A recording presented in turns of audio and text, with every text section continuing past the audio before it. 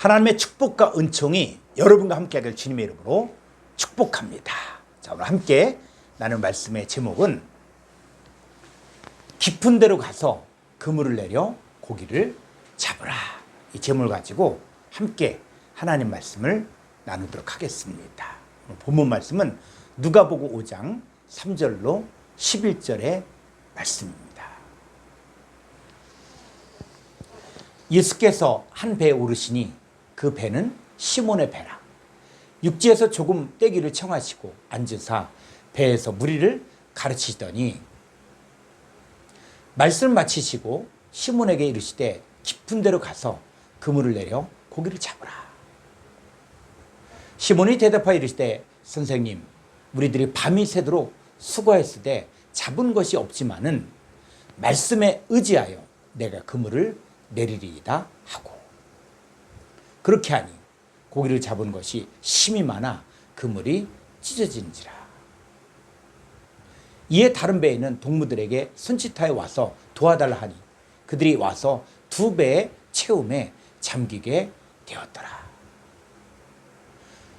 시몬 베드로가 이를 보고 예수의 무릎 아래에 엎드려 이르되 주여, 나를 떠나소서, 나는 죄인으로서이다 하니, 이는 자기 및 자기와 함께 있는 모든 사람이 고기 잡힌 것으로 말미암아 놀라고, 세베대 아들로서 시몬의 동업자인 야고보와 요한도 놀랐습니다. 예수께서 시몬에게 이르시되 무서워하지 말라. 이제 후로는 내가 사람을 취하리라 하시니, 그들이 배들을 육지에 대고 모든 것을 버려두고 예수를 따르니라. 성경을 볼 때는 표면적인 이야기만 보면 성경이 말하고자 하는 것을 놓칠 수 있습니다. 오늘 본문의 내용을 겉으로만 보면 예수님께서 시몬의 배에 올라 배에서 물을 가르치셨는데 말씀을 마치시고 시몬에게 깊은 데로 가서 그물을 내려 고기를 잡으라 이렇게 얘기했어요. 근데 베드로는 선생님, 우리들이 밤이 새도록 수고했으되 잡은 것이 없지만은 말씀에 의지하여 그물을 내리이다 하고 그물을 내리니까 고기를 잡은 것이 심이 많아 그물이 찢어질 정도였고, 그래서 이에 다른 배에는 동무들에게 손짓하여 와서 도와달라 하니 그들이 와서 두 배에 가득 채웠습니다. 자, 그 후에 시몬 베드로가 예수의 무릎 아래에 엎드려 주여, 나를 떠나소서, 나는 죄인으로서이다 하니까 예수께서 시몬에게 이르시되 무서워하지 말라. 이제 후로는 내가 사람을 취하리라고 할 때 모든 것을 버려두고 예수를 따르게 되었습니다. 자, 근데 왜 베드로는 깊은 데로 가서 그물을 내려 많은 물고기를 잡자 예수님께 주여, 나를 떠나서 나는 죄인으로서이다 라고 했을까요? 고기를 많이 잡지 못한 것이 죄인입니까? 아니면 고기를 많이 잡은 것이 죄인입니까? 베드로는 모든 것을 버려두고 예수님을 따르게 되었는데 베드로는 무엇을 버리고 예수님을 따르게 되었을까요? 자, 오늘은 깊은 데로 가서 그물을 내려 고기를 잡으라, 이 제목을 가지고 함께 말씀을 나누고자 합니다. 자, 첫 번째, 시몬의 동업자 야고보와 요한입니다. 그러니까 이 시몬은 구약의 야곱의 아들 중에 한 사람의 시몬인데 베드로가 시몬 지파에 속하고 베드로는 바위, 조각 이런 의미가 있습니다. 그러니까 시몬의 동업자라는 말은 야고보와 요한도 물고기를 잡는 어부라는 뜻이에요. 자, 요한복음 1장 35절로 37절을 보겠습니다. 또 이튿날 요한이 자기 제자 중 두 사람과 함께 섰다가 예수께서 거니심을 보고 말하되 보라, 하나님의 어린 양이로다. 두 제자가, 이 두 제자가 뭡니까? 바로 요한의 제자예요. 이 두 제자가 그의 말을 듣고 예수를 따르거늘. 그러니까 침례 요한의 두 제자가 요한과 함께, 침례 요한과 함께 서 있다가 요한이 보라, 하나님의 어린 양이로다, 이 말을 듣고 이 두 제자가 예수님을 따르게 됩니다. 이 두 제자가 누구냐? 요한복음 1장 40절, 41절 보겠습니다.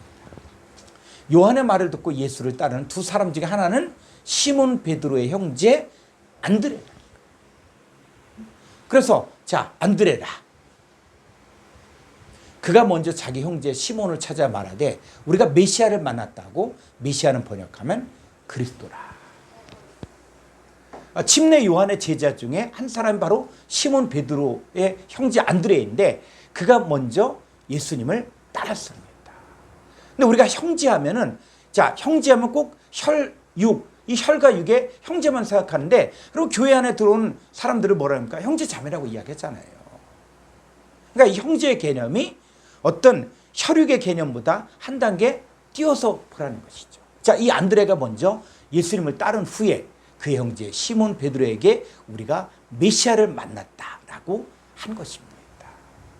자, 그러면 겉으로만 보면 시몬의 동업자 야고보와 요한과 안드레는 전부 어부로 볼 수 있는데 요한복음을 자세히 보니까 침례 요한의 제자였습니다.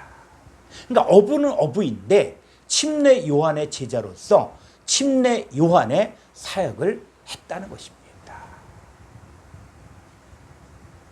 마가복음 1장 16절로 20절을 보겠습니다. 갈릴리 해변으로 지나가시다가 시몬과 그 형제 안드레가 바다에 금을 던지는 것을 보시니 그들은 어부라. 예수께서 이르시되 나를 따라오라. 내가 너희로 사람을 낳는 어부가 되게 하리라 하시니 곧 그물을 버려두고 따르니라. 조금 더 가시다가 세베대 아들 야고보와 그 형제 요한을 보시니 그들도 배에 있어 그물을 깁는데 곧 부르시니 그 아버지 세베대를 품꾼들과 함께 배에 버려두고 예수를 따라가니라. 자, 시몬 베드로와 그 형제 안드레가 바다에 금을 던지는 어부였는데 이 어부가 어떤 어부였겠습니까? 성경을 보니까 베드로와 야고보와 요한과 안드레는 침례 요한의 제자로서 사역을 했는데 사역의 열매가 없었습니다. 이들이 예수님의 부름을 받아 예전의 그물, 즉 침례 요한의 가르침, 그 사역을 버리고 예수님을 따라간 것입니다. 그럼 두 번째, 이 침례 요한의 사역과 예수님의 사역을 분별해야 합니다. 자, 마가복음 1장 7절로 8절을 보겠습니다. 그가 전파하여 이르되 나보다 능력 많으신 이가 내 뒤에 오시나니 나는 굽혀 그의 신발끈을 풀기도 감당하지 못하겠노라. 나는 너희에게 물로 침례를 베풀었거니와 그는 너희에게 성령으로 침례를 베푸시리라. 자, 예수님은 침례 요한보다 능력이 많으신 분입니다. 그러니까 침례 요한의 사역과 예수님의 사역을 잘 분별해야만 복음이 명확하게 드러낼 수 있습니다. 자, 그러면 침례 요한의 사역과 예수님의 사역이 어떤 차이점이 있을까요? 자, 첫 번째, 이 침례 요한의 사역은 신발끈을 풀기도 감당치 못할 사역입니다. 헬라어로 직역하면 나는 그의 신들의 끈을 깨트리고 파괴하고 풀기에 합당치 않은 자라는 뜻이에요. 그러니까 이 침례만 자신은 이게 겸손의 의미가 아니라 신들의 끈을 깨트릴 수도 없고 파괴할 수도 없고 풀 수 없는 자라는 자신의 사역의 한계를 말한 것입니다. 자, 이사야서 52장 7절을 보겠습니다.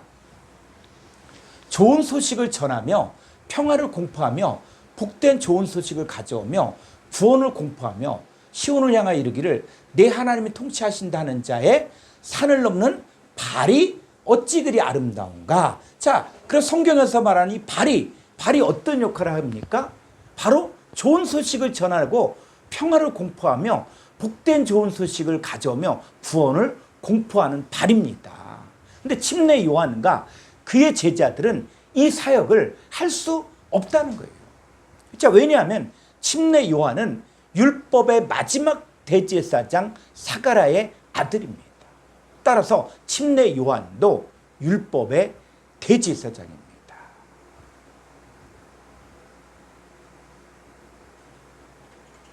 히브리서 10장 1절을 보겠습니다.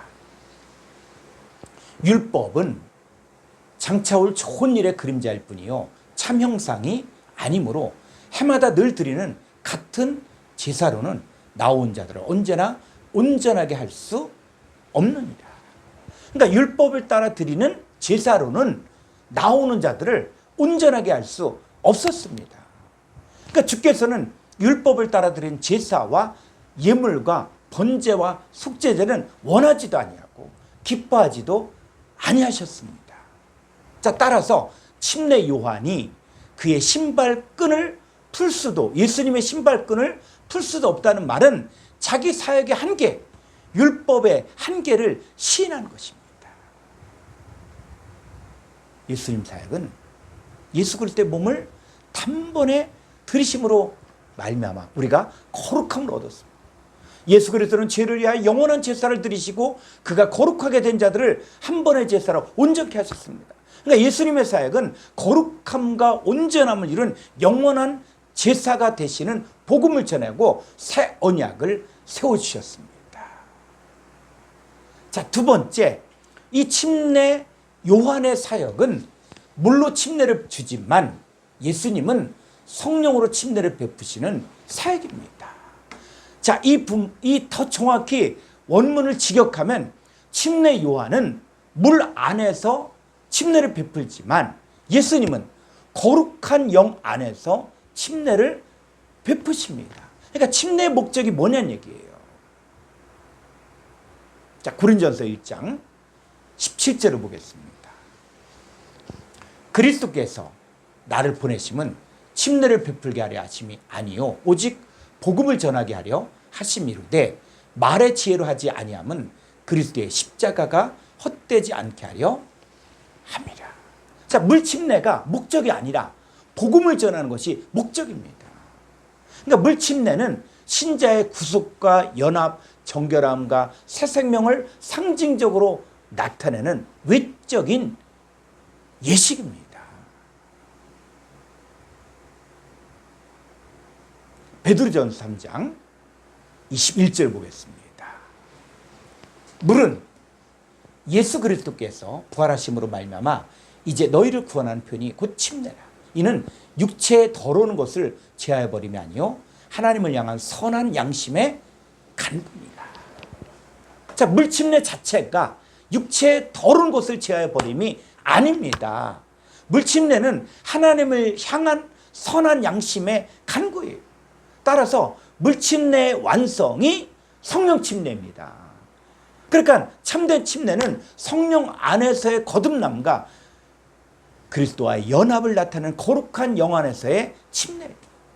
그러니까 성령 침례는 단순히 침례를 받는 의식이 아니라 새로운 피조물로 탄생하는 사건을 말합니다. 고린전서 12장 13절을 보겠습니다. 우리가 유대인이나 헬라인이나 종이나 자유인이나 다른 성령으로 침례를 받아 한 몸이 되었고, 이 한 몸이 바로 새로운 피조물이에요.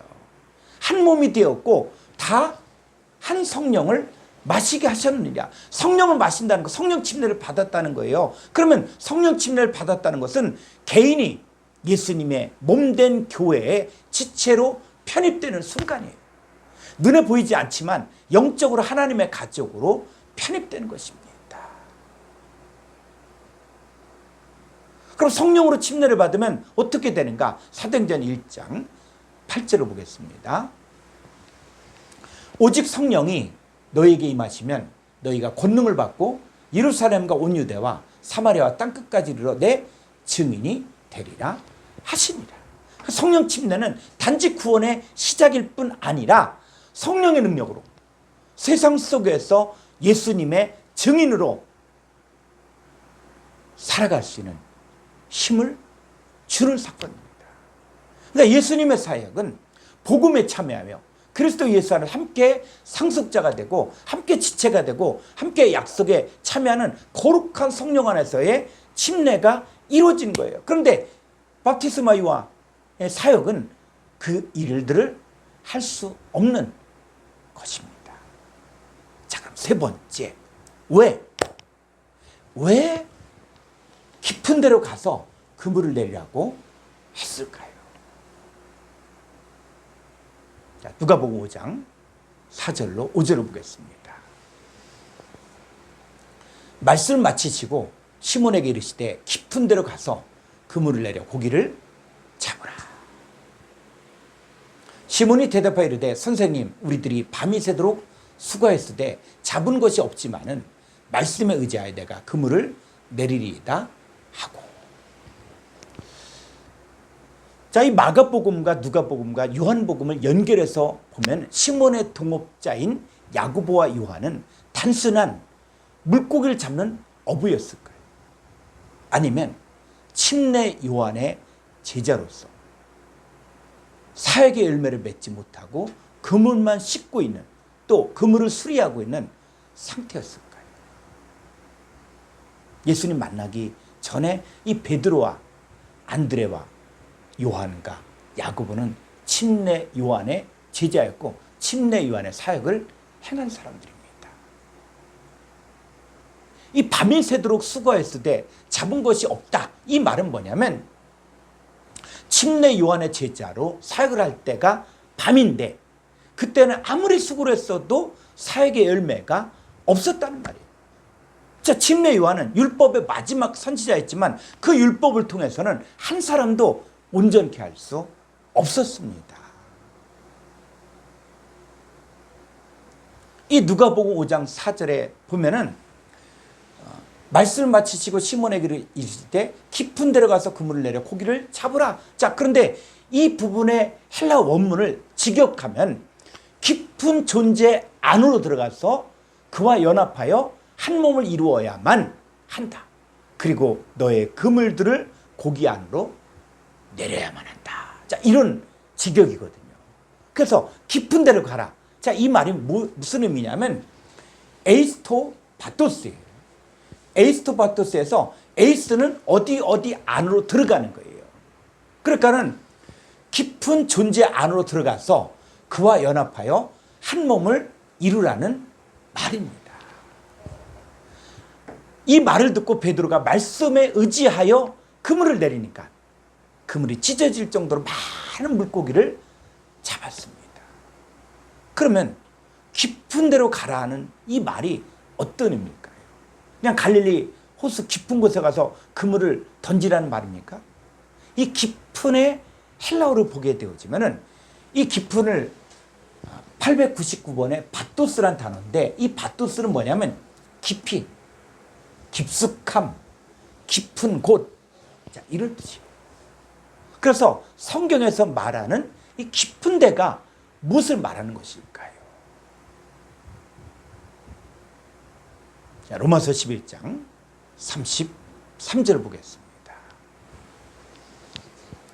깊도다 하나님의 지혜와 지식의 풍성함이요 그의 판단은 헤아리지 못할 것이며 그의 길은 찾지 못할 것이로되. 자, 이 부분을 헬라어로 직역을 하면 이렇습니다. 오, 하나님의 지혜와 지식과 부유함의 깊으며 그의 심판들을 헤아릴 수 없을 것이며 그의 길들은 측량치 못할 것이다. 그러니까 여기서 깊다라는 말은 바로 뭐냐면 하나님의 지혜와 지식과 부유함의 깊이를 말하는 거예요. 그러니까 하나님의 지혜와 지식과 부유함의 깊이, 바토스가 자, 무엇을 구체적으로 말하는 것일까요? 자, 고린도전서 2장 7절을 보겠습니다. 오직 은밀한 가운데 있는 하나님의 지혜를 말하는 것으로서 곧 감추어졌던 것인데 하나님 우리의 영광을 위하여 만세 전에 미리 정하신 것이라. 그러니까 하나님의 지혜는 바로 뭐라고요? 예수 그리스도예요. 하나님의 지혜가 바로 예수 그리스도예요. 자, 골로새서 2장 2절로 3절을 보겠습니다. 이는 그들로 마음의 위안을 받고 사랑 안에서 연합하여 확실한 이해에 모든 풍성함과 하나님의 비밀인 그리스도를 깨닫게 하려 하면. 그러니까 모든 풍성함과 하나님의 비밀이 뭐라고요? 그리스도예요. 그리스도. 그리스도가 바로 바토스라는 거예요. 그래서 3절 그 안에 어디에? 그리스도 안에는 지혜와 지식의 모든 보화가 감추어져 있느니라. 그러니까 지혜와 지식의 모든 보화가 바로 하나님의 비밀인 그리스도를 말하는 것입니다. 자, 예수님 만나기 전에는 침례 요한의 제자로 밤새도록 그물을 내려 사람을 얻으려고 했어도 한 사람도 온전하게 해줄 수 없었는데 예수님을 만나 예수님 말씀에 그 예수님 말씀 바로 뭡니까? 하나님의 지혜와 지식과 부유함의 깊이신 예수님과 연합의 의미를 알고 난 후에는 그물이 찢어질 정도로 많은 사람을 구원할 수 있었습니다. 그러니까 진짜 사람을 낚는 어부가 되려면 하나님의 지혜와 지식과 부유함의 깊이이신 예수님과의 연합이 있어야 됩니다. 자, 실제 베드로는 오순절 성령을 받은 후에는 하나님의 지혜와 지식과 부유함의 깊이가 있으니까 한 번 전도할 때 3,000명이 회개하고 돌아온 일이 일어나기도 하고 그 이후에도 평생을 사람을 낚는 어부의 삶을 살았습니다.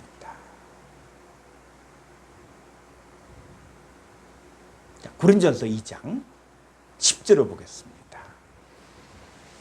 오직 하나님의 성령으로 이것을 우리에게 보이셨으니 성령은 모든 것 곧 하나님의 깊은 것까지도 통달하시느니라. 자, 이 부분을 헬라어로 직역하면 이렇습니다. 하나님의 성령을 통하여 밝혀주셨는데 성령은 모든 것, 즉 하나님의 깊은 것들을 현재 능동적으로 찾고 조사하십니다. 그러니까 하나님의 깊은 것들은 뭘 이야기하냐면 하나님의 자녀들과 마귀 자녀들 이 전체를 이야기하는 거예요.